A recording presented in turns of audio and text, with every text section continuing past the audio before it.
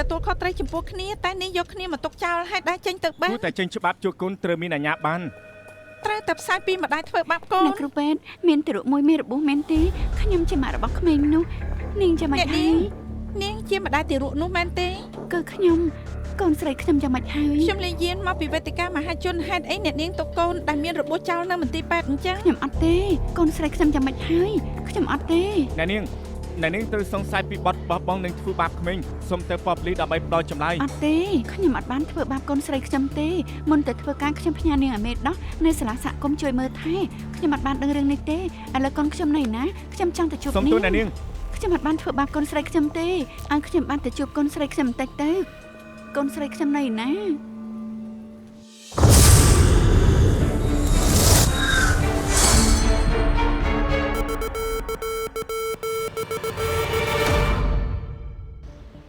ខាងសាលាសហគមន៍បានដឹងខ្លួនមុនពួកគេមិនសហការសោះដោយបានត្រៀមចម្លើយទុកអញ្ចឹងទីរួមមិនតាន់ចេញពីមន្ទីរពេទ្យស្ថានភាពនៅខាងក្រៅក៏មិនល្អដែរពេលដែលឃើញទីរួមដេកនៅពេទ្យបែបនេះវាគួរឲ្យខ្លោចចិត្តណាស់រឿងក្តីនេះខ្ញុំនឹងតាមដល់ទីបញ្ចប់យើងអាចលើកឡើងពីការលំបាកម្ដាយដែលធ្វើការកង្វះខាតការគាំទ្រពីសង្គមនិងចន្លោះប្រហោងមេដោះនៅសហគមន៍នោះសុទ្ធតែរឿងត្រីជីកកកាយហេហ្វៃឥឡូវបងម៉ែនកំពុងរវល់នឹងរឿងផ្សេងបងត្រូវជួយគ្រប់គ្រងស្ថានភាពបងគិតយ៉ាងម៉េចហើយខ្ញុំទ្រាំមិនបានទេជប់បើទៅបើផឹកតែរបស់ចឹងចុងក្មេងជើងវ័យយ៉ាងម៉េចណែញ៉ាំរបស់ល្អវិញទៅសាច់រឿងមានភាពខ្លោចផ្សាគ្រប់គ្រាន់ទំនាក់ទំនងក៏ស្មុគស្មាញស័ក្តិសមនឹងធ្វើព័ត៌មានប៉ុន្តែមនុស្សសំខាន់បំផុតគឺម៉ែដោះក្មេងនោះតែឯងរកមិនឃើញនាងចេះតែកិច្ចពីយើងរហូតកាមេរ៉ាសវត្ថិភាពចាប់បានតែពេលនាងពាក់ម៉ាស់មិនឃើញមុខនាងពេញឡើយខាងសហគមន៍នៅតែអាចបដិសេធមិនប្រាប់ឈ្មោះនាងឲ្យដឹងអញ្ចឹងធ្វើម៉េចដូចរៀងមជុលក្នុងបាតសមុទ្រនាងអាចលាក់ខ្លួនតែមិនរហូតទេបែបនេះខ្ញុំមិនជឿថាខ្ញុំរកនាងមិនឃើញទេ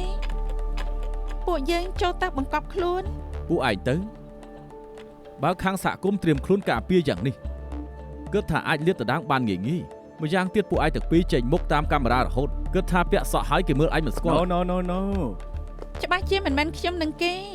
ខ្ញុំមានមនុស្សនៅក្នុងចិត្តហើយស័ក្តិសមនឹងដើរតួជាលោកប៉ាអេសួស្ដីលោកមានអ្វីឲ្យពួកយើងជួយដែរកូនប្រុសខ្ញុំអាយុ8ខែខ្ញុំនឹងប្រពន្ធធ្វើការទាំងពីរនាក់ទើបពួកយើងចង់រកមេដោះម្នាក់ឲ្យជួយមើលលោកមករកត្រូវកន្លែងហើយមេដោះពួកយើងមានវិជ្ជាជីវៈណាស់សូមអញ្ជើញអង្គុយល្អអរគុណតើលោកត្រកូលអីដែរខ្ញុំបានត្រកូលស៊ីវ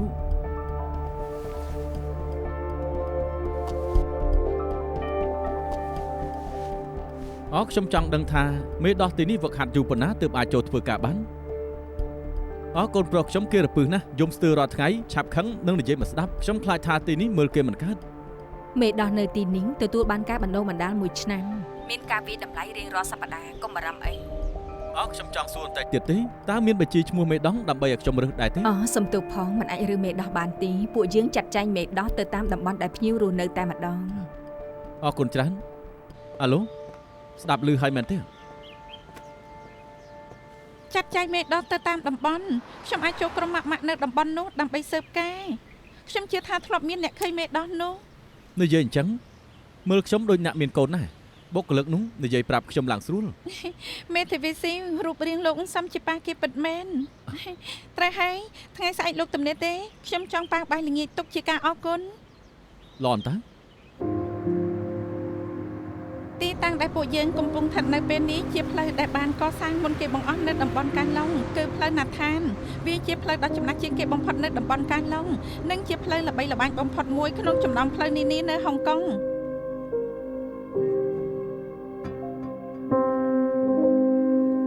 អគារមួយនេះដែលមើលទៅសាមញ្ញធម្មតាបានចុះនៅទំព័រមុខនៃក្របកាសែតនៅទីក្រុងហុងកុងវាធ្លាប់ជាអគារកាលីនៅថ្ងៃ20ខែវិច្ឆិកាឆ្នាំ1996មានសម្លេងរោទ៍ប្រកាសអាសន្នចំនួន5អគ្គិភ័យឆាបឆេះ21ម៉ោងសម្រាប់មនុស្សយ៉ាងម៉េចនឹង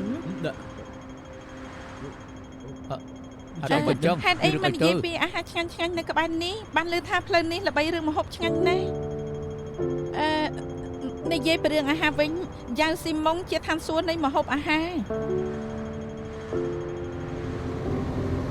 ពួកយើងមកដល់គោលដៅចុងក្រោយហើយកុំភ្លេចរបស់របរនៅជាប់ខ្លួនសូមធ្វើដំណើរឲ្យសប្បាយរីករាយនៅហុងកុងចាអរគុណដែលជួយបោះប្រយ័ត្នណែនាំកន្លែងល្បីៗនឹងថតរូបស្អាតៗទៅបានហើយតែអ្នកគ្រូនៅតែចង់ធ្វើព័ត៌មានតែថាធ្វើមិនទេវាជ្រួតជ្រាបពេញខ្លួនទៅហើយទៅវិញទៅល្អទេ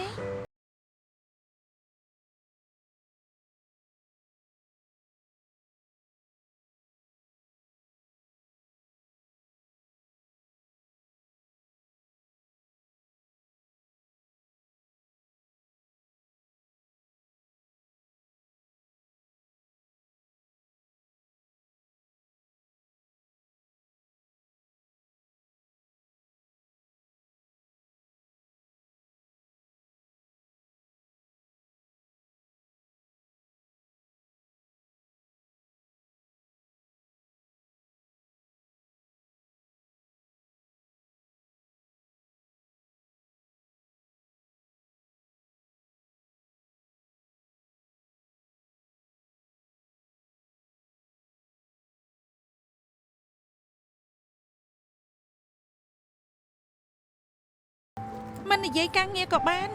យើងទៅបានល្ងាចជុំគ្នាល្អទេអូខេទៅណាថ្ងៃណាខ្ញុំនឹងផ្ញើសារ5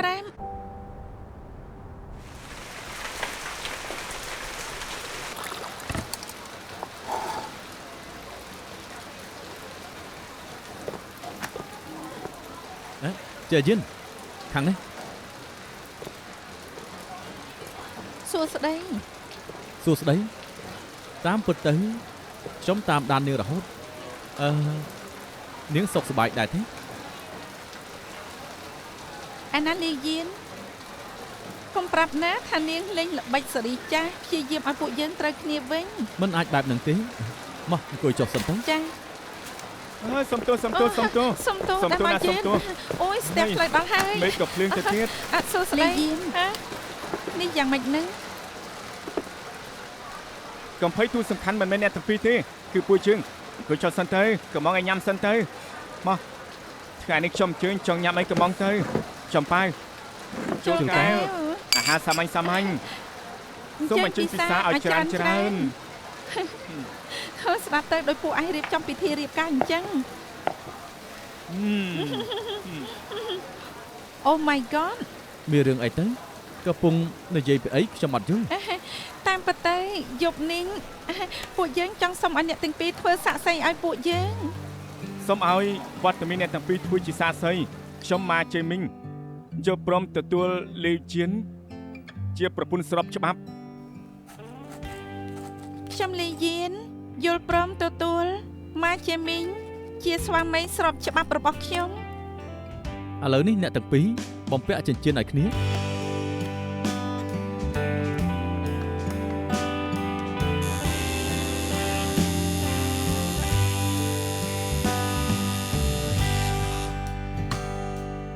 ឈប់សិនថតរូបមួយសិន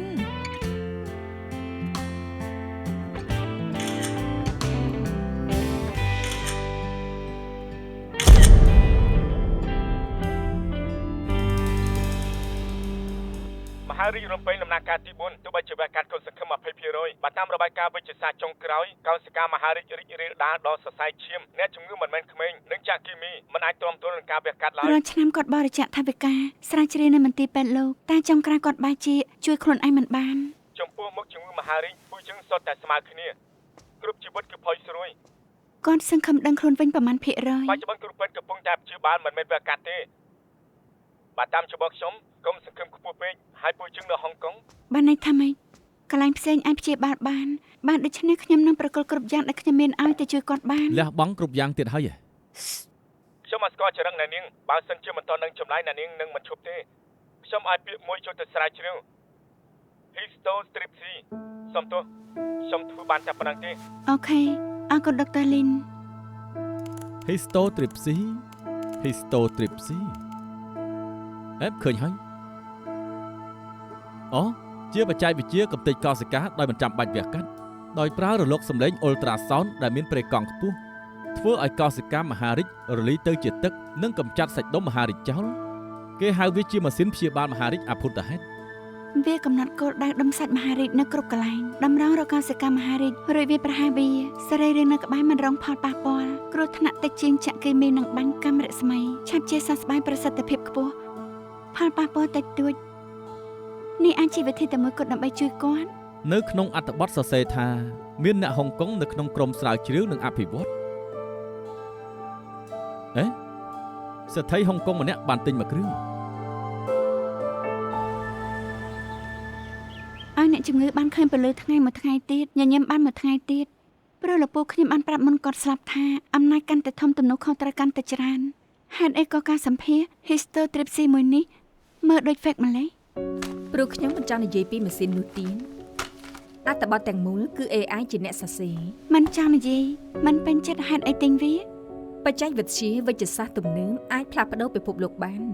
តែពួកគេថាទិន្នន័យមិនគ្រប់គ្រាន់ហើយនីតិវិធីក៏មិនត្រឹមត្រូវទៀតខ្ញុំបានទិញវាមែនតែក៏ត្រូវទុកចោលនៅពេទ្យជាប់ទលីពេញនឹង ខ្ញុំនឹងផ្សាយរឿងនេះប្រាមតិមហាជនបង្ខំពួកគេយកវាមកប្រើប្រាស់ ខ្ញុំអរគុណហើយនិយាយតាមត្រង់ខ្ញុំអស់ចិត្តហើយរបស់កំហើញនៅហុងកុងគ្រាន់តែជាពាក្យស្លោកនរណាស្គាល់តម្លៃវាពិនដឹងអ្វីដែលមហាជនគិតថាជាអភូតហេតុបច្ចេកវិទ្យារបស់ហុងកុងគឺម៉ាស៊ីនឆុងកាហ្វេឆ្លាតរ៉ូបូតដែលអាចឆាមីសាច់គោសរសៃធំដើមឈើគ្រីស្មាស់ដែលមានភ្លើងបញ្ជី ព្រោះពួកគេមិនទាន់ដឹងពីសារៈប្រយោជន៍នៃម៉ាស៊ីននេះផ្នែកមួយនៃព័ត៌មានគឺអប់រំទៅដល់សាធារណៈ ខ្ញុំដឹងតែថាបើយកម៉ាស៊ីនព្យាបាលមហារីកមកព្យាបាលអ្នកស្រីហ្វាងខ្ញុំនឹងមានរឿងអ្វីកើតឡើង តាំងពីពេលអ្នកស្រីហ៊ានវិនិយោគលើខ្ញុំនិងលីយៀនខ្ញុំដឹងថាអ្នកស្រីមិនខ្លាចគុណវិបត្តិទេ ខ្ញុំមិនខ្លាចមែនតែខ្ញុំអត់ប្រហែសទេខ្ញុំគិតគូរនឹងហានិភ័យនាងខ្វាយខ្វល់ពីសុវត្ថិភាពជីវិតអ្នកស្រីហ្វាងវាសនាគាត់សំខាន់សម្រាប់នាងតែខ្ញុំសំទោសសម្រាប់អ្នកដទៃនេះគឺជារឿងដែលពួកយើងមិនខ្វល់បំផុតអ្វីដែលខ្ញុំមើលឃើញមុនគេគឺចំនួនវណ្ណៈអ្នកមានអាចរំលងគ្រប់នីតិវិធីដើម្បីទទួលបានការព្យាបាលតែអ្នកក្រគឺមិនអាចការស្អប់ខ្ពើមអ្នកមាននឹងការដណ្ដើមយកធនធានសុទ្ធតែជាមហន្តរាយសាធារណៈដ៏ធ្ងន់ធ្ងរបំផុត តែពេលអ្នកស្រីទិញម៉ាស៊ីនឲ្យខាងមន្ទីរពេទ្យគឺចង់ជួយពលរដ្ឋជីវភាពទាបកាត់បន្ថយការឈឺចាប់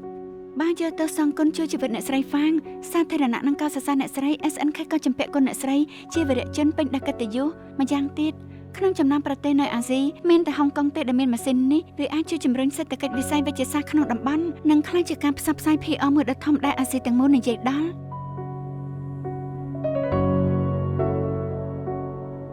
តែបើសិនខ្ញុំជួយអ្នកស្រីហ្វាងនាងនឹងត្រឡប់ទៅ SNK ចុះ Open Platform អញ្ចឹងនាងកុំទៅអីសុំទោសផងមែនខ្ញុំក៏មានការពិចារណាផ្ទាល់ខ្លួនដែរគិតឲ្យច្បាស់ទៅ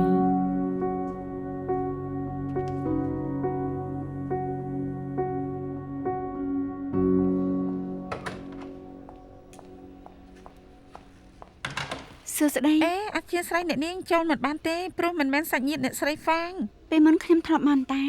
មានបញ្ជាថ្មីពីថ្នាក់លើខ្ញុំគ្រាន់តែធ្វើតាមប៉ុណ្ណោះឲ្យខ្ញុំជួយយកទៅទុកនៅក្រៅអ្នកស្រីហ្វាងទេ អ្នកស្រីហ្វាងគ្មានគ្រួសារទេអញ្ចឹងគ្មាននរណាបានចូលមើលគាត់ទេបើមានរឿងអីកើតឡើងនរណាជាអ្នកសម្រេច នាងវិនខាងយើងនឹងធ្លាប់មើលរឿងគ្រប់យ៉ាងឲ្យនាងមិនបាច់បារម្ភទេប្រហែលថ្ងៃនេះពួកយើងចាប់បានអ្នកកសែតច្រើនលួចបន្ថយរោគពួកយើងធ្វើគ្រាន់តែដើម្បីការពារឯកជនភាពអ្នកជំងឺ ខ្ញុំអាចមិនចូលបានអញ្ចឹងយើងនិយាយគ្នាពីផែនការការព្យាបាលអ្នកស្រីហ្វាងទេ មានតែគ្រួសារនិងអ្នកដែលត្រូវអនុវត្តដោយច្បាប់ប៉ុណ្ណោះទេទើបអាចពិភាក្សាការព្យាបាលបាន នេះជាសេវាកម្មមន្ទីរពេទ្យឯកជនថ្លៃបំផុតនៅហុងកុងបានមិននិយាយពីអ្នកស្រីហ្វាងទេនិយាយពីអ្នកជំងឺមហារីកទាំងអស់ធ្លាប់គិតចង់ប្រើ histotripsy ទេ យោងទៅតាមទិន្នន័យអាចព្យាបាលមហារីកថ្លើមបានតែមិនទាន់មានឯកសារស្រាវជ្រាវច្រើននោះទេពីប្រសិទ្ធភាពវាលើមហារីកលំពេងនេះ គ្មានទិន្នន័យអញ្ចឹងបង្កើតទិន្នន័យទេបើសាឡបងហោចណាស់មានសង្ឃឹមមិនហ៊ានសាឡបងសុខចិត្តឈរមើលអ្នកជំងឺចាំស្លាប់តែពេលអាយសននេះមានន័យអ្វីទេ ខ្ញុំនឹងបញ្ជូនមតិរបស់នាងទៅកាន់ក្រុមប្រឹក្សាវិទ្យាសាស្ត្រផ្សេងទៀតក៏ប៉ុន្តែផែនការព្យាបាលចុងក្រោយគឺសម្រាប់ទៅលើការបោះឆ្នោត ខ្ញុំមានក្តីសង្ឃឹមលោកគោរពវិជ្ជាជីវៈបោះឆ្នោតដែលត្រឹមត្រូវ លោកពូខ្ញុំជាអ្នកកសែតខ្ញុំកំពុងតាមរកមេដោះម្នាក់នេះអរគុណបងស្រីយកមួយទៅអរគុណលោកពូ អ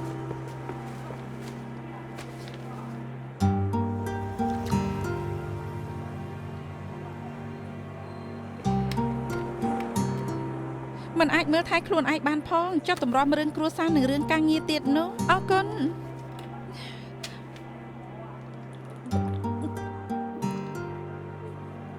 អ្នកគ្រូខ្ញុំដឹងថាអ្នកគ្រូនឹងចូលព័ត៌មានវិញខ្ញុំគ្រាន់តែបារម្ភពីភពផែនដីមិនចង់ឲ្យឯងបន្ថែមសម្រាមឯងមានបានមើលរូបថតនេះទេ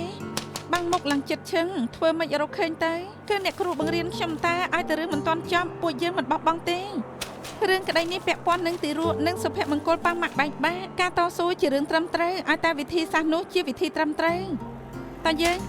អ្នកគ្រូតាណាឲ្យឯងបានឃើញថាវិធីសាស្ត្រឆ្លាតគេធ្វើម៉េច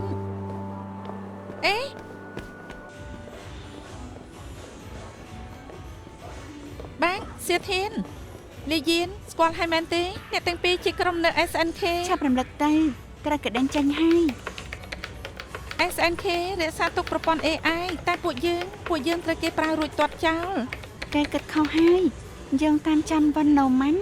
ចំណុចកម្ពស់នៃបច្ចេកវិទ្យាគឺសិល្បៈចំណុចកម្ពស់នៃសិល្បៈត្រូវការបច្ចេកវិទ្យាមិនថាឲ្យខ្លាំងប៉ុណ្ណានៅតែត្រូវការមនុស្សធ្វើជាមួយម៉ាស៊ីន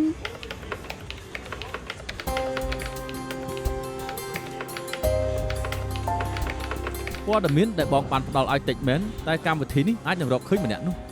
វាអាចផ្ទៀងផ្ទាត់រូបថតដែលបង្ហោះលើអ៊ីនធឺណិតឬក៏បណ្ដាញសង្គមរបស់មនុស្សដែលបាន check in នៅសួនច្បារនេះនោះជាការស្វែងរកតាមរូបថតតាមមែនទេបើបែបនេះលទ្ធផលអាចមានរាប់លានលទ្ធផលឯណោះរកយ៉ាងម៉េចទៅយើងមានឈ្មោះយើងនឹងបរមលទ្ធផលឲ្យនៅសល់ត្រឹម2-300នាក់ប៉ុណ្ណោះរួចប្រើលទ្ធផលនៅក្នុងរូបថតទីតាំងពេលវេលានិងម៉ាកកាមេរ៉ាដើម្បីកំណត់ផែនទីនៃការធ្វើចលនារបស់គោលដៅយើងនឹងបានដឹងថានាងបង្ហាញខ្លួននៅតំបន់ណាខ្លះនិងស្នាក់នៅយូរប៉ុណ្ណាខ្ញុំមានមួយសំណួរប៉ុណ្ណោះត្រូវការពេលប្រមាណអាចតែប្រមាណនាទីឬច្រើនម៉ោងអាស្រ័យទៅលើទិន្នន័យពិបាកឋានណាថ្មីនេះមានបណ្ដាញព័ត៌មានអនឡាញមួយចំនួនបានផ្សព្វផ្សាយព័ត៌មានមិនពិតដោយអះអាងថាខ្ញុំហ្វាងលូលីឆាងមានជំងឺធ្ងន់ធ្ងរនិងកំពុងសន្លប់បាត់ស្មារតីនៅពេលថ្ងៃនេះខ្ញុំចេញមកដើម្បីបញ្ជាក់ឲ្យច្បាស់និងចង់ឲ្យមិត្តភ័ក្តិដែលបារម្ភពីខ្ញុំបានដឹងថាខ្ញុំមានសុវត្ថិភាពជាធម្មតាទេខ្ញុំគ្រាន់តែផ្ដាសាយបន្តិចបន្តួចប៉ុណ្ណោះខ្ញុំមិនអីនោះទេខ្ញុំក៏សូមថ្កោលទោសយ៉ាងដាច់អហង្ការចំពោះអ្នកអានព័ត៌មានវិនហួយសិនដែលបានរាយការណ៍មិនពិតថាខ្ញុំកំពុងសន្លប់បាត់ស្មារតីហើយខ្ញុំសូមរក្សាសិទ្ធិក្នុងការចាត់វិធានការតាមផ្លូវវីដេអូផ្ដាច់មុខនេះបានផ្ដល់ដោយសម្ងាត់ពីសំណាក់អ្នកគាំទ្ររបស់ខ្ញុំម្នាក់ទើបតែទទួលបានក្តៅតែម្ដងចំណុចសំខាន់ត្រូវចាំថាថ្កោលទោសយ៉ាងខ្លាំងក្លាចំពោះវិនហួយសិនរឿងព័ត៌មានខ្លាំងរក្សាសិទ្ធិក្នុងការចាត់វិធានការតាមផ្លូវច្បាប់ឥឡូវពួកយើងសូមសម្រាប់បន្តិចសិនត្រឡប់មកវិញយើងនឹងនិយាយគ្នាម្ដងទៀតបាយបាយខាន់អាឡូអ្នកណាឲ្យវីដេអូទៅនាងគឺលោកជាអ្នកផ្ញើឲ្យខ្ញុំផ្ញើនាងពីកាលវីដេអូមួយនេះមិនមែនផែនការ B ហើយក៏មិនមែនផែនការ C គឺមិនគួរណាផ្សាយទាល់តែសោះ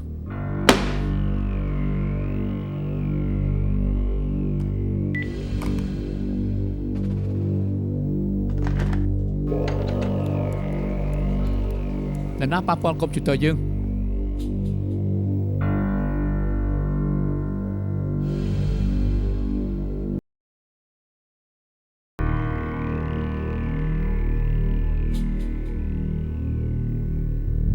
ធ្វើរួចហើយចាំខ្ញុំផ្ញើឲ្យបាទចូលមកលោកប្រធានរកខ្ញុំមែនទេ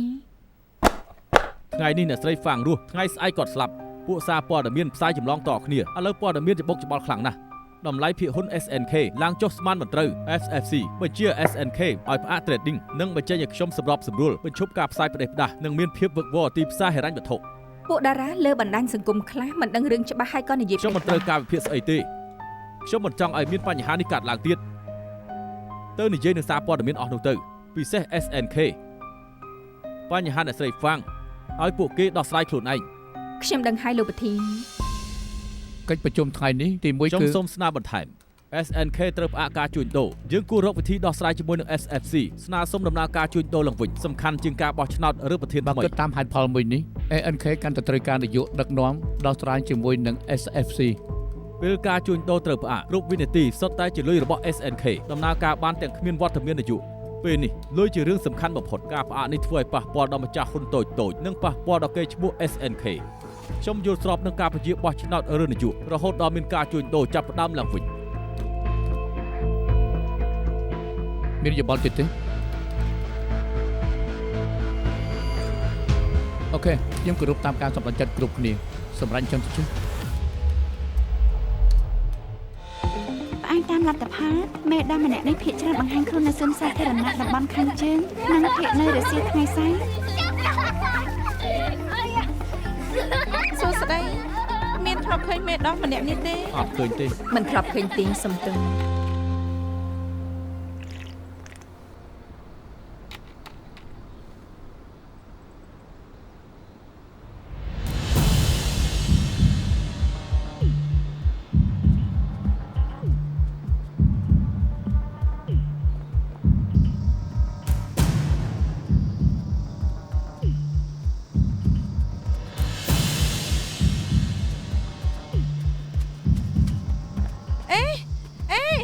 ខ្ញុំជាអ្នកកសែតខ្ញុំសុំសួរប្រមាណសំណួរអើ ខ្ញុំអត់សង្កេតទេ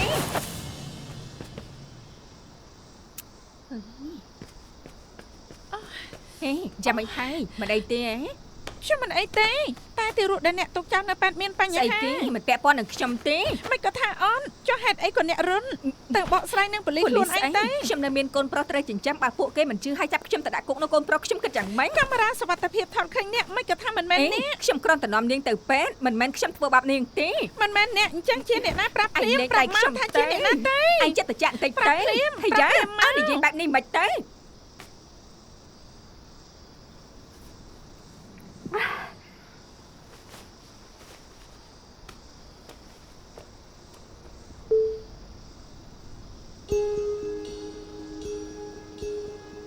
ញុំបានចូលឈ្មោះរៀនវគ្គមេដោះនៅសាលាសហគមន៍ដើម្បីខ្ញុំអា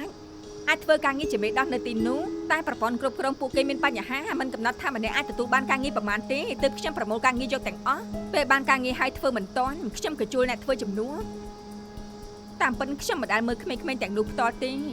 ខ្ញុំគ្រាន់តែស៊ីក្បាលកាក់តែប៉ុណ្ណោះថ្ងៃកើតហេតុមេដោះដែលខ្ញុំជួលនោះប្រាប់ថាមានរឿងធំពេលទៅដល់នាងរត់បាត់សមោលហើយទុកក្មេងៗរបួសនៅតែម្នាក់ឯង ដោយឃើញនាងគួរអាណិតខ្ញុំក៏នាំនាងទៅដាក់ពេទ្យមានតែប៉ុណ្្នឹងទេមិនពាក់ព័ន្ធនឹងខ្ញុំទេបានហើយ ចុះ ណែ មេដោះនោះឈ្មោះអី ពួកយើងត្រូវការវីដេអូបន្ថែម ឲ្យសែមទៅថតថែមទៅគឺបាន ខ ហើ ល យ សេចក្តីរាយការណ៍ផ្ទាល់និងការសម្ភាសឲ្យបានច្រើន មិនក៏មកវិញជឹកម្លេះកើតអីហ្នឹងសុំមើលតែមើលឆាប់ឡើងមិនបានជឿរបួសអញ្ចឹង ពេលដេញតាមមេដោះមិនប្រយ័ត្នក៏ចំពប់ជើងដួល ចំពុបជើងដួលទេមានត្រូវកន្លែងណាទៀតទេនៅឈឺកន្លែងណាទៀតអត់ មិនអីទេ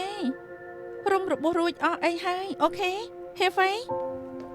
មិនអូខេទេខ្ញុំនាំឯងទៅមន្ទីរពេទ្យ យ៉ាងម៉េចនឹងគ្រាន់តែរបួសសើស្បែកតិចតួចប៉ុណ្ណោះមិនចាំបាច់ទៅដល់ពេទ្យ តែ ទេ ហើយមិនមែនរបួសធំឯណា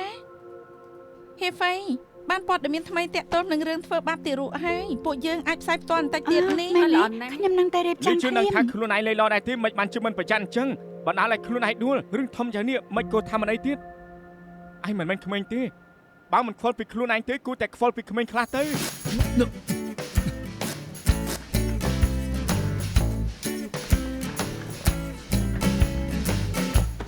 ជាការប៉ັດអី សូមអបអរ អបអរសូមអបអ មែ រ នទេ ម៉ាជេមីង លីជៀនពូជឹងខ្លាចជាប៉ាម៉ារបស់គេហើយ មែនហើយប៉ិតមែន អ្នកគ្រូពេទ្យកូនខ្ញុំមកដូចខ្ញុំដែរទេខ្ជូដែរអ សូ ត់ មអបអរ សុំតោ ហេបងខ្ញុំចិត្តខ្លាចជាប៉ាគេ ស្អី ហើយ ហ្នឹងគេភ័យអស់ហើយ នេះជាដំណឹងល្អគួរតែប្រាប់គេឲ្យបានដឹងមកអីទៅ មែនហើយអេសន្យាមកថាមិននិយាយនៅកន្លែងធ្វើការខ្ញុំមិនចង់ឲ្យពួកគេយកយល់ឲ្យខ្ញុំរហូតមិនអាចធ្វើការបានសោះ ត្រូវតែប្រាប់ពួកគេឲ្យបានដឹងឥឡូវអញខ្លាចទៅជាមកគេហើយអញត្រូវតែស្ដាប់ណាមិនត្រូវទេមិនត្រូវប្រហែលជាដាច់ខាតត្រូវតែប្រយ័ត្នមើលថែខ្លួនឯងនិងកូនឲ្យបាន ដឹង ល្អ ហើយតែឯងត្រូវសន្យាសិនថាមិនប្រាប់ពួកគេ ដឹងហើយម្ចាស់បេះដូង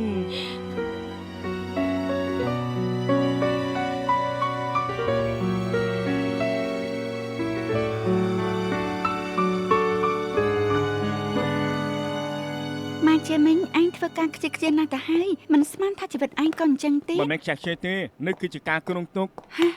ពួកឯងត្រូវញ៉ាំអីនៅយប់នេះមិនតាន់ទាំងដឹងផងនេះជាកម្រងហ៎ លីជៀនហើយនឹងខ្ញុំព្រមព្រៀងគ្នាថារៀបការបង្កើតកូនមុនអាយុ30មិនអាក្រក់ទេ មានស្ត្រីមានផ្ទៃពោះច្រើនអ្នកណាស់ដែលកំពុងធ្វើការងារមិនអីទេអ្នកបង ឯងធ្វើការងារអីគេធ្វើការងារអីឯងត្រូវរត់ត្រូវដេញត្រូវដួលយកខ្លួនដាក់ចូលក្នុងគ្រោះថ្នាក់រហូតខ្មាស់ទោសបើមានរឿងអី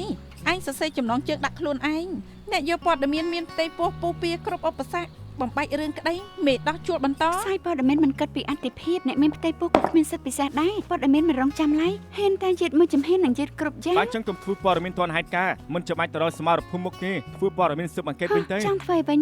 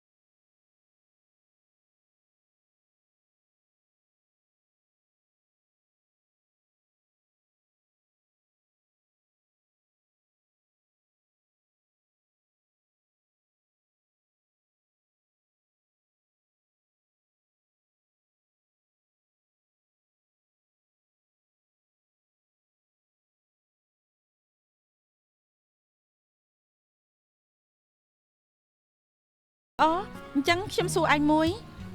បើសិនកូនឯងកំពុងឈឺធ្ងន់ស្របពេលពិភពលោកមានរឿងធំផ្ទុះឡើងជាព័ត៌មានដែលឯងចង់យកបំផុតឯងនឹងរើសយ៉ាងម៉េចនិយាយនឹង PM ជីវិតស្នេហារៀបការរួចមានកូនឯងនឹងបាត់បង់ខ្លួនឯងខ្ញុំចង់ថានឹងពិភាក្សាជាមួយ PM គេក៏ជាប៉ារបស់ក្មេងដែរយើងធ្វើការវិស័យតែមួយខ្ញុំទៅយកព័ត៌មានគេមើលកូនឬក៏ខ្ញុំមើលកូនគេទៅយកព័ត៌មានពួកយើងនិយាយគ្នាបានតែ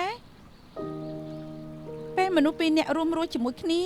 សំខាន់គឺស្មោះត្រង់ប្រាប់គ្នាគ្រប់រឿងឲ្យគេបានដឹងថាអ្វីដែលយើងចង់ធ្វើពិតប្រាកដសូម្បីតែពួកយើងមើលឃើញផ្សេងគ្នាក៏យើងអាចដោះស្រាយគ្នាបានក្នុងអាជីពការងារនេះបានជួបទាំងរឿងខ្លោចផ្សានិងគ្រោះមហន្តរាយថ្ងៃស្អែកមិនដឹងថាមានរឿងអីទេបើថាស្រឡាញ់គេហើយកុំចំណាយពេលសង្ស័យគ្នាយូរពេកអីបងម៉ែននិយាយបែបនេះវិញចំពោះរឿងការងារខ្ញុំពិតជាការសរសើរការសម្រេចចិត្តនិងយុទ្ធសាស្ត្រការងាររបស់បងប៉ុន្តែបើនៅជឿរឿងស្នេហាបងធ្លាប់សម្រេចចិត្តត្រូវបានប៉ុន្មានដងហើយម្យ៉ាងវិញទៀតរឿងរៀបការមានកូននេះគឺបងមិនធ្លាប់ឆ្លងកាត់ទេបងមិនអាចសន្និដ្ឋានបែបនឹងបានឡើយខ្ញុំនិយាយត្រូវទេខ្ញុំប្រាប់ឯងណាខ្ញុំរើទិញក្បាត់ដោះមាសឲ្យកូនឯងឥឡូវកុំសម័យបងមើលណែជូដែរអត់គូមីងហៅម៉ាក់ធាត់ទៅល្អណាស់ជីវិតជារបស់ឯងក្នុងពោះជារបស់ឯងការងារក៏ជារបស់ឯងបើឯងជ្រុលជាសម្រេចចិត្តហើយខ្ញុំមានតែគាំទ្រតាមពិតខ្ញុំត្រូវអរគុណអ្នកគ្រូព្រោះរឿងទាំងអស់នេះគឺអ្នកគ្រូបង្រៀនខ្ញុំមានអ្នកគ្រូនិងមេធាវីស៊ីជាគំរូអាក្រក់ឲ្យខ្ញុំឃើញលាវឯងប្រយ័ត្នផងកុំដើរលឿនពេកមានពោះមានពងផងកម្រិតអញ្ចឹងផឹកទឹកក៏ភ្លេចដែរនៅចង់ធ្វើម៉ាក់គេទៀតថ្ងៃនេះ SNK នៅតែបន្តផ្អាកការជួញដូរមុនផ្អាកតម្លៃភាគហ៊ុនបានធ្លាក់ចុះ 10% រួចទៅហើយមួយថ្ងៃស្មើនឹងខាត់ឡានស្ពណ៌មួយគ្រឿង2ថ្ងៃស្មើនឹងខាត់ផ្ទះមួយខ្នងយើងមិនអាចឲ្យផ្អាកបែបនេះទៅយូរបានទៀតទេអញ្ចឹងរឿងសំខាន់នៅពេលនេះគឺត្រូវបង្ហាញឲ្យពិភពខាងក្រៅឃើញថាយើងអាចរក្សាសេដ្ឋកិច្ចឲ្យមានស្ថិរភាពតែលោកបដិសេធពេលពួកគេបោះឆ្នោតរឿងនយោបាយថ្មីផ្អាកភ្លាមបែបនេះម្ចាស់ភាគហ៊ុនងាយនឹងបដូរចិត្តណាស់សម្លេងឆ្នោតខ្ញុំមានក្នុងដៃវានៅតិចតួចណាស់ខ្ញុំប្រហែលមិនឈ្នះគូចោលហត់ទេដូច្នេះចំហពួកយើងត្រូវតែរឹងមាំទប់ឲ្យជាប់មិនឲ្យប្រែប្រួលតែលុបចោលការបោះឆ្នោតជ្រើសរើសនយោបាយគ្រប់គ្នានឹងកើតការសង្ស័យពួកគេថាម្ចាស់ភាគហ៊ុនចាស់ព្រមទិញកត់ដោយសារអ្នកស្រីហ្វាងគ្មានអ្នកស្រីហ្វាងគ្មានហេតុផលអ្វីនៅខាង SNK ឡើយបើគ្មានអ្នកដឹកនាំទេយើងនឹងបាត់បង់ទំនុកចិត្តពីមហាជនពេលការជួញដូរចាប់ផ្ដើមវិញនឹងមានការសម្រុកលក់ទាំងភ័យខ្លាចរួចតម្លៃភាគហ៊ុននឹងដាំក្បាលចុះខ្ញុំថាគ្រប់គ្នាច្បាស់ជាមិនចង់ខ្ញុំគិតថាទុកឲ្យអ្នកស្រីហ្វាងនៅបគ្រប់កិច្ចក៏មិនអីដែរតែយើងត្រូវការអ្នកចេះធ្វើការពិតប្រាកដដើម្បីយកប្រជាប្រិយភាពនិងទំនុកចិត្តពីមហាជនវិញវិនហ៊ុយស៊ិនជាជំរើសយើងដំបូងបញ្ហាត្រង់ថាអាម៉ែននៅស្ថានីយ៍ផ្សេងឬខ្លួនមួយជិះទូពីរមើលទៅដូចជាមិនសមទាត់ទេសោះត្រូវហើយស្ថានីយ៍គេតូចចំណែកយើងធំយើងនឹងអាចចាញ់គេដោយងាយ បើខ្ញុំចង់មានអំណាចបញ្ជាខ្ញុំត្រូវទៅចូលក្នុងក្រុមប្រឹក្សាភិបាលឲ្យបានចេះលោកត្រូវរៀបចំឲ្យខ្ញុំធ្វើទីប្រឹក្សាឬអ្វីក៏ដោយសំខាន់ខ្ញុំចូលសិនព្រោះចាំធ្វើឲ្យមានលទ្ធផលខ្ញុំអាចនឹងអូទាញពួកគេទោះការកាន់ភាគហ៊ុនមិនបដូរក៏ខ្ញុំនឹងអាចតតាំងនឹងគោចៅហួរ នៅគិតថាខ្លួនឯងជាស្ថានីយ៍ធំទៀតមែនទេការជួញដូរនៅតែបន្តផ្អាកកាន់តែមានពាក្យចចាមអារ៉ាមឥតប្រយោជន៍នៅខាងក្រៅបើនៅតែរារាយទៀតស្ថានីយ៍ទាំងមូលអាចនឹងដួលរលំក្នុងស្ថានភាពមិនធម្មតាយើងត្រូវតែប្រើវិធានការពិសេសកុំគិតអីច្រើននាំបានត្រឡប់មកវិញអូខ្ញុំមកដល់ហើយ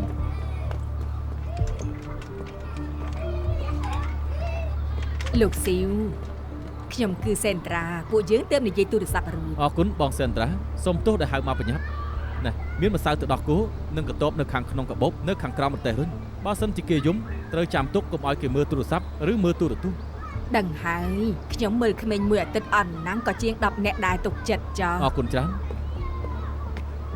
អេកូនប៉ាភ្ញាក់ហើយក្មេងឆ្លាតមានអ៊ំស្រីនៅមើលថែហើយកុំយំឲ្យសោះស្ដាប់បានទេចាំប៉ាមកយកកូនវិញ បេប៊ីនេះលោកឈួតមែនទេ បងស្រីបងត្រូវចាប់ខ្លួន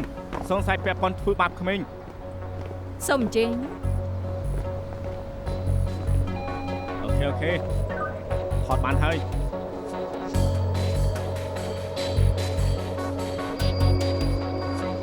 អេមើលតែមេធាវីស៊ីថ្ងៃក្រោយមានកូនគាត់នឹងជាប៉ះល្អ ចូលបង តោះតែចាំមើល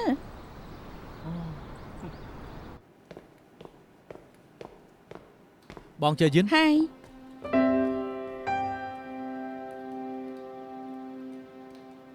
ចេះថាមិនធ្វើព័ត៌មានទៀតអីរមាស់ដៃមែនទេ រៀនតាមបង គេជាកូនសិស្សឯងថ្ងៃនេះឯងត្រូវតែឡើងកាន់កម្មវិធី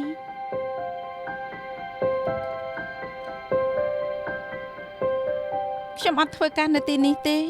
ឈ្មោះទីនេះគឺ Open Platform Open បានន័យថាបើកទូលាយឯងកាន់ព័ត៌មានមួយនេះត្រូវតាមដានវាដោយខ្លួនឯងបើមានបញ្ហាអីឯងទទួលខុសត្រូវមានពេលតែ2នាទីទេឆាប់ទៅ លីយៀនថ្ងៃនេះខ្ញុំកាន់កម្មវិធីឯង មានអ្នកត្រៀមផ្លូវដកថយរួចហើយតំណែងអ្នកអានព័ត៌មានក៏មិនចង់បានចុះពេលណាផ្ទេរតំណែងជំនួយការចាំងវាំង ចង់ចាក់រកគ្នាមែនទេ មិនធ្វើទង្វើនឹងនោះទេមិនទំនេរដល់ម្លឹងឡើយបានជើយានមកជួយមានពេលទៅផឹកតែគុជ ខ្ញុំមិនទាន់សម្រេចទេចាំមើលថាបានផលឬក៏អត់ ទាំងអស់គ្នាត្រៀមសូមស្វាគមន៍មកកាន់កម្មវិធីព័ត៌មានលេខធ្លោប្រចាំថ្ងៃថ្មីនេះមានករណីហិង្សាលើកុមារមួយប៉ូលីសបានឃាត់ខ្លួនជនសង្ស័យម្នាក់នៅម៉ោង 3 រសៀលនេះ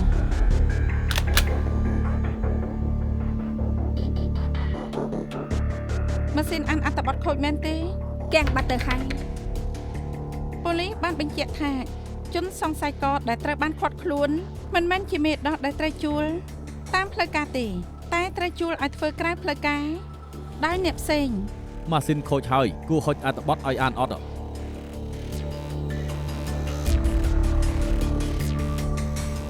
លីយៀននឹកដល់អារម្មណ៍ដែលឯងរាយការណ៍ផ្ទាល់នៅខាងក្រៅទីនោះក៏គ្មានកុំព្យូទ័រដែរអត្ថបទនេះឯងសរសេរច្បាស់ជាចាំបាន 80-90% ប្រើចង្វាក់ផ្ទាល់ខ្លួនរាយការណ៍ទេឯងអាចធ្វើបាន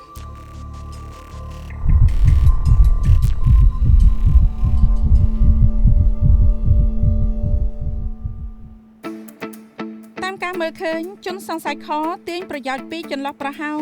ប្រមូលយកការងារជាច្រើនរួចជួលបន្តជាឯកជនទៅឲ្យអ្នកផ្សេង រួមមានជនសង្ស័យក៏ដែរមេដោះទាំងនេះមិនបានទទួលការបណ្ដុះបណ្ដាលខណៈពេលមើលថែទីរិកាម្នាក់ជនសង្ស័យក៏មិនប្រយ័ត្នធ្វើឲ្យក្មេងរបួសរួចទុកចោលក្មេងដែលមានរបួសឲ្យខ្លួនរត់គេចខ្លួនបានល្អបាន 90% ឲ្យបញ្ចប់ទៅសម្រាប់ប៉ាម៉ាក់គ្រប់រូបកូនគឺវត្ថុមានតម្លៃពុំអាចកាត់ថ្លៃបានដោយសារតែសម្ពាធជីវិតនិងការងារការផ្ញើកូនឲ្យអ្នកដទៃមើលថែវាមិនត្រឹមតែជាការប្រគល់ជីវិតមួយឲ្យនោះទេតែជាការផ្ញើអនាគតសម្រាប់គ្រួសារទាំងមូលដែរពេលដែលទំនុកចិត្តខ្លាចជាការរកផលចំណេញហើយអ្នកមើលថែជាអ្នកបង្ករបួសស្នាមវិញនោះសង្គមជាតិមានកាតព្វកិច្ចក្នុងការត្រួតពិនិត្យឡើងវិញថាតើប្រព័ន្ធមេដោះសហគមន៍នាពេលបច្ចុប្បន្នអាចការពារទារកគ្រប់រូបបានទេយើងសង្ឃឹមមុតមមថាជីវិតតូចៗគ្រប់រូបនឹងអាចធំធាត់នៅក្នុងសង្គមដែលប្រកបដោយសុវត្ថិភាពនិងភាពកក់ក្ដៅមិនរងការឈឺចាប់ជាថ្មីម្ដងទៀត ប្រាប់ឲ្យថាឯងធ្វើបានមើលទៅសាមញ្ញតែចេញពីចិនបន្តទៀតចោលប្លន់ហាងទំនិញ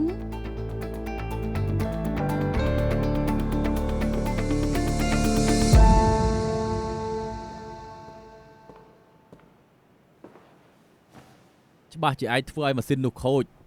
គ្រាន់តែចង់សាកល្បងតិចតួចទេនេះប្រកល់ឲ្យបងហើយ ដឹងថាអញ្ចឹងមិនអីទេខ្ញុំនឹងជួយមើលឲ្យឯងទៅទាំងសំណុកចិត្តបាន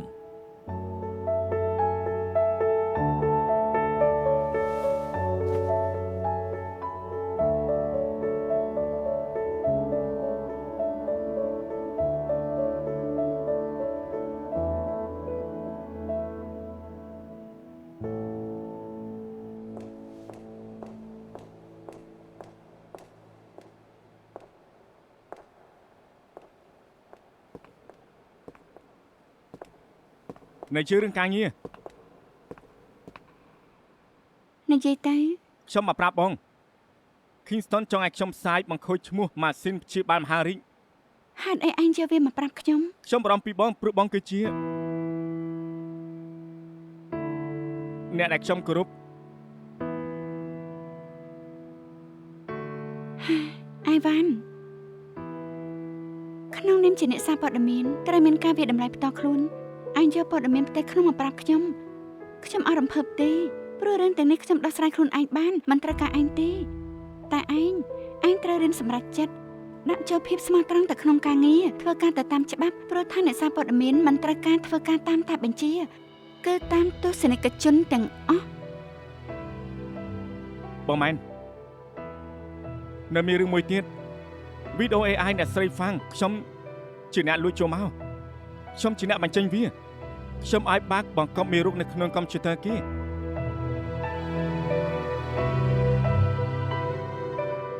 អញ្ចឹងឯងចាខ្ញុំអរគុណ ខ្ញុំគ្រាន់តែចង់ឲ្យបងដឹងថានៅក្នុងសង្គ្រាមមួយនេះគឺខ្ញុំនៅខាងបងបើសិនជាបងត្រូវការខ្ញុំជួយអ្វីនឹកឃើញខ្ញុំផងខ្ញុំប្រាប់តែប៉ុណ្ណឹងទេ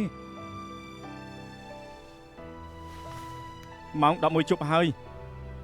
មិនរំខានបងទេ Good night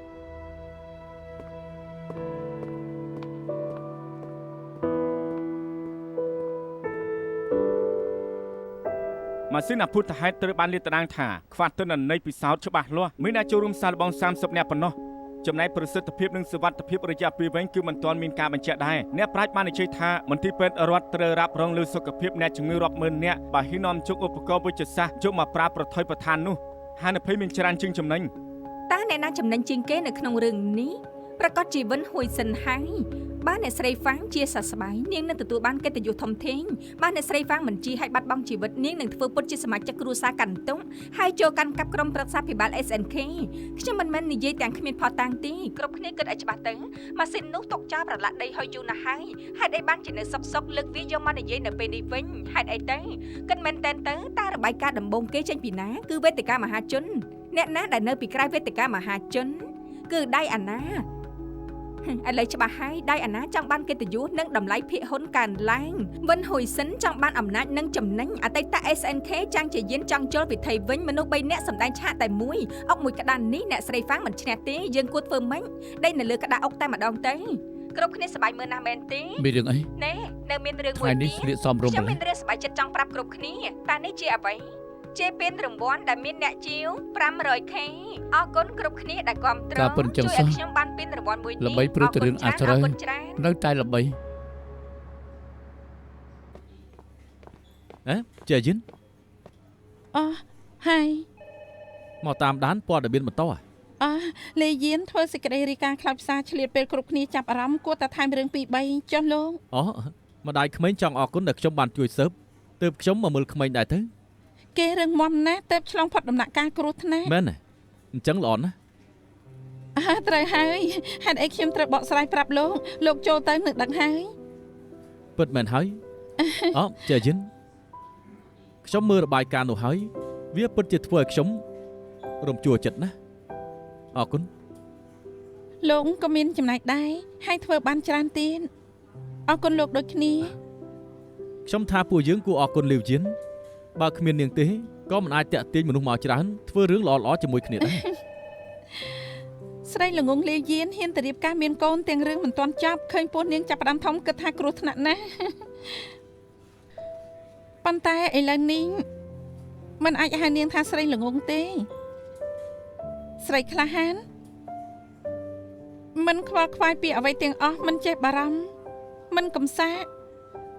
ព្រោះហ៊ានសម្រុកទៅមុខទាំងក្លាហាននៅចុងបញ្ចប់មានមនុស្សនៅក្បែរខ្លួនជួយឲ្យឆ្លងផុន នាងតែងហៅខ្ញុំថាអ្នកគ្រូខ្ញុំគួរហៅនាងអ្នកគ្រូវិញហើយរឿងនេះខ្ញុំរៀនសូត្របានច្រើនពីនាង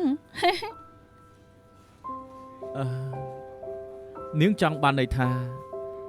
ក្នុងអាជីពសារព័ត៌មានឬមួយរឿងផ្សេង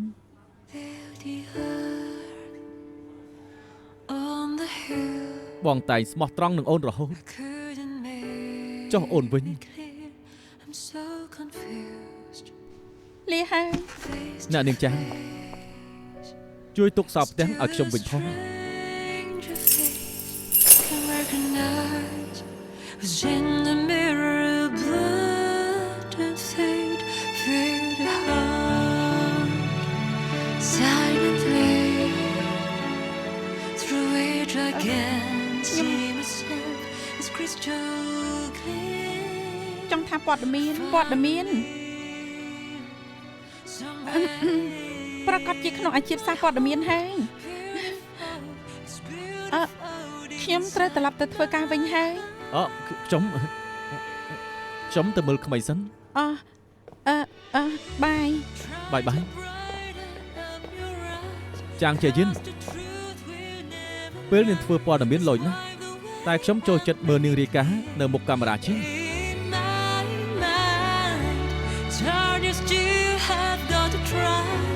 'Cause the truth will never die always all the way all the time in the darkness see the real you with your eyes remember